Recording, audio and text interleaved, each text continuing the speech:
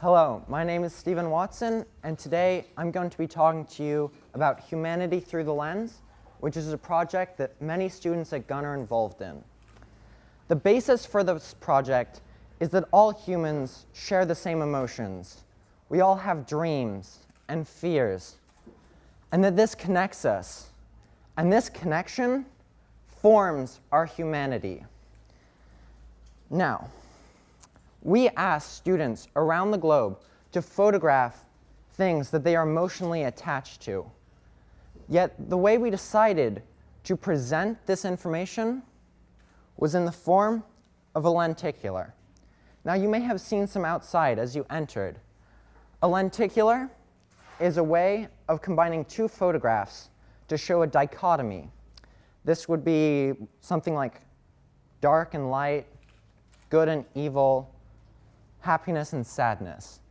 But the lenticular provides a third element. It encaptures the other two and adds its own special element. Take this one, for example. We start off with a picture of beauty, of happiness. To the photographer, it represented a place of peace and tranquility. Next, we have a picture of him by himself, alone, without friends. He has been forgotten and he's been abandoned. Yet, when we combine the two pictures together, what we get is a picture of him currently alone, by himself, but he's looking into the light. He's seeing the light at the end of the tunnel. He knows things will get better. This is the third element that the lenticular provides. Now, this is only a 2D copy of what we have out there, but when put together, what you get is as you walk past, you can see both images turn from one to the other.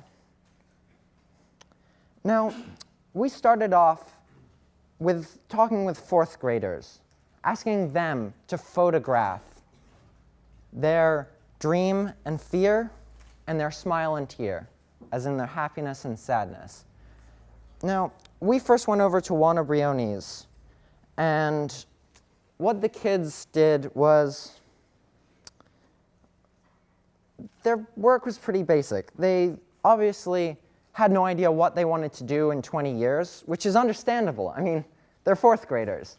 They don't have life goals yet, and this is perfectly fine. But the pictures we ended up with were ones of playing with friends. They wanted to be NBA stars. They just wanted to have normal lives. Their fears were public speaking or spiders or anything of this sort. So we were intrigued with what we found, but we wanted to go further. We wanted to add the cultural aspect. We wanted to have a universal aspect to what we saw. So instead of having just a kid playing and a kid being frightened on stage, we wanted something more like this. Now, this is one picture I took in Bhutan of monks. Now, Bhutan is a tiny country in the Himalayas in between India and China. Now, it has one of the lowest GDPs in the world. It is incredibly poor. Yet despite this, it is the happiest country on earth. They mainly focus on gross national happiness. It is just a quintessential part of their culture, and their whole, from the time they are born, they are told that they will be happy and that happiness is the key part to being a Bhutanese citizen. Now, their culture mainly comes from their spirituality and from their family. So we decided to ask them what their dreams and their fears and their happiness stemmed from. So we went to two schools.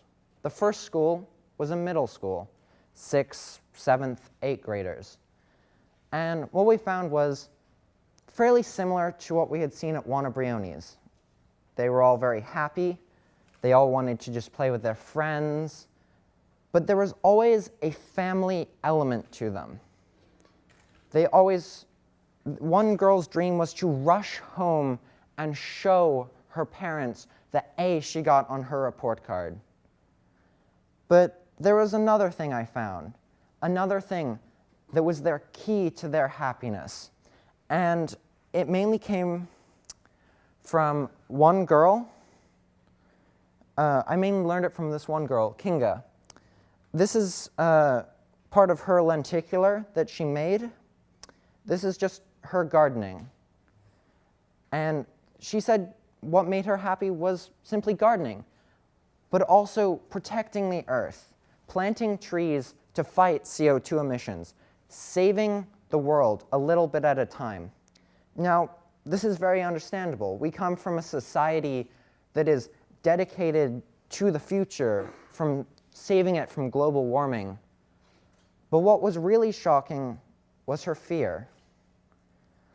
This is a picture of her walking across a beautiful bridge, except she is too focused on school, on friends, on family, to notice the beauty in the world. This was her fear, that she would become too preoccupied with what was going on in the future to experience the world around her right now.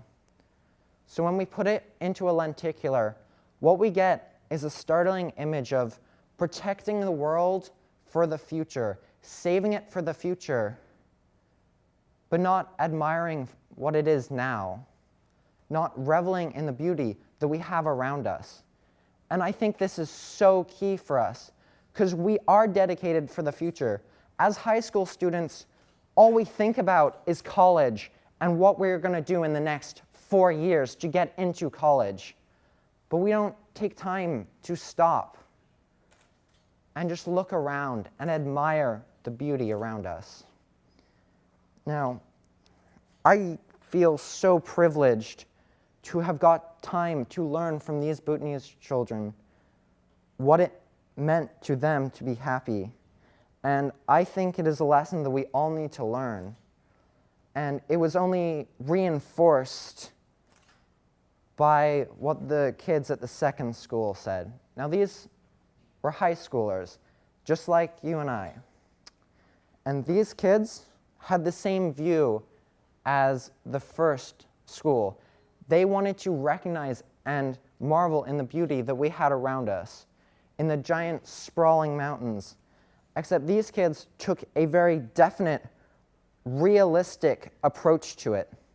They wanted to be doctors, or scientists, or businessmen. But it was doctors to save lives, to go out there, look someone in the eyes, and say, I can save you, I can help. It was to become a scientist to save the world, to fight global warming, and save the world for what it will become. Now, the most surprising thing to me was the entrepreneurialists among them that wanted to become businessmen. Because it wasn't businessmen to become rich, it was businessmen so they can go out, see the world, and spread the culture of Bhutan, and so that they can share the happiness that they grew up knowing to the rest of the world. Now, this is part of a lenticular from Jamyang, and every brunch she would go out with 2 or 3 friends and spin a prayer wheel for 15 minutes. Now, for those of you who don't know, a prayer wheel is a Buddhist symbol that when spun, it sends the message that is written on it out across the universe so everyone can benefit from the prayer.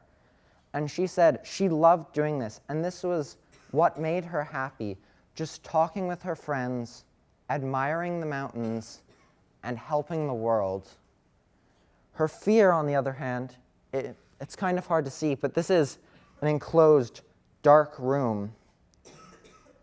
And her fear was being confined, shut off from the world, where no one could see her and where she could not see the world. when put together, what we get is this image of, again, admiring the world for what it is, but also being shut off, blacked out from the rest of the world. And I think this is happening too much. We are so determined on where we are going that we become confined. We become confined in what we are going to become instead of what we are now. So I think it's time to reassess what we have. Where are we going? What do we want to do with our lives? Does this make me happy? Does this bring happiness to someone else? Does it help the world? Are we so focused on materialism and getting the job with higher pay or getting into the college with the biggest, best name that we don't stop and just look around and admire the world for what it is, for what we have now? We need to stop thinking of the future totally. We can still think of the future and plan for the future, but we need to take time out of our day 2 or 3 times a day and just smell the flowers, admire it, the world for what it is. Thank you. I hope this talk has inspired you.